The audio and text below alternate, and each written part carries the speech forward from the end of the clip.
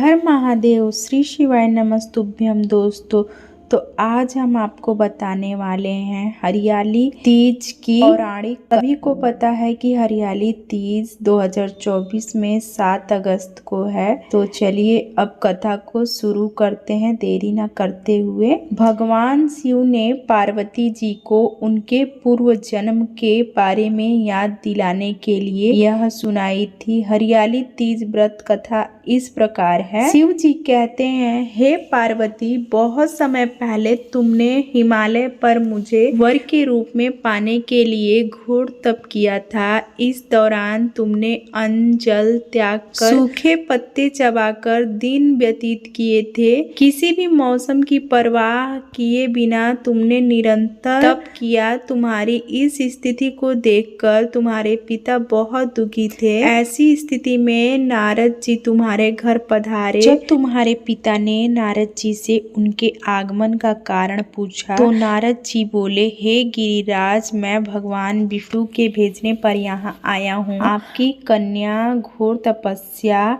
कर रही है। इस बारे में मैं आपकी राय जानना चाहता हूँ। नारद जी की बात सुनकर पर्वतराज अति प्रसन्नता के साथ बोले, हे नारद जी, यदि स्वयं भगवान विष्णु मेरी कन्या से विवाह करना चाहते हैं तो इससे बड़ी कोई बात नहीं हो सकती।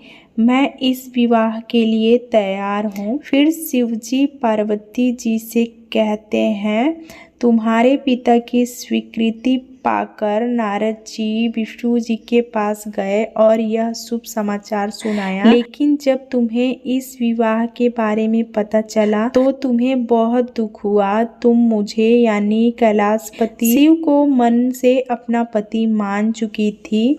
तुमने अपने व्याकुल मन की बात अपनी सहेली को बताई। तुम्हारी सहेली ने सुझाव दिया कि वह तुम्हें एक घनघोर वन में ले जाकर छुपा देंगी और वहां रहकर तुम शिव जी को प्राप्त करने की साधना करना। इसके बाद तुम्हारे पिता तुम्हें घर में ना पाकर बड़े चिंतित और दुखी हुए।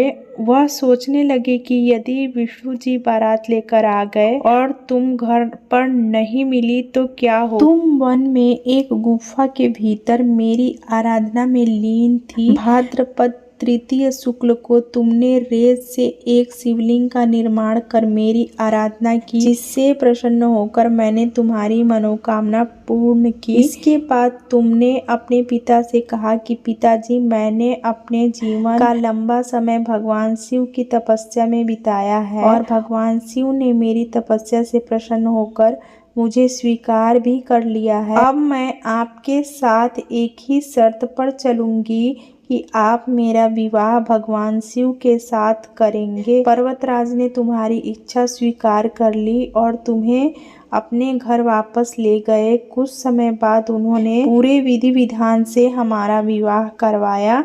भगवान शिव ने इसके बाद कहा कि हे पार्वती, तृतीया को तुमने मेरी आराधना करके जो व्रत किया था उसी के परिणाम स्वरूप हम दोनों का विवाह संभव हो सका। इस व्रत का महत्व यह है कि मैं इस व्रत को पूर्ण निष्ठा से करने वाली प्रत्येक स्त्री को मनवांछित फल देता हूँ। भगवान शिव ने पार्वती जी से कहा कि इस व्रत को जो भी स्त्री पूर्ण श्रद्धा से करेगी उसे तुम्हारी तरह अचल सुहाग प्राप्त होगा। दोस्तों, कमेंट में हर हर महादेव जरूर लिखें और भगवान शिव सभी का जो है वो सुहाग बनाए रखें और वीडियो को ज़्यादा से ज़्यादा शेयर करें ताकि बाकी लोगों को भी कहानी के बारे में पता चल सके।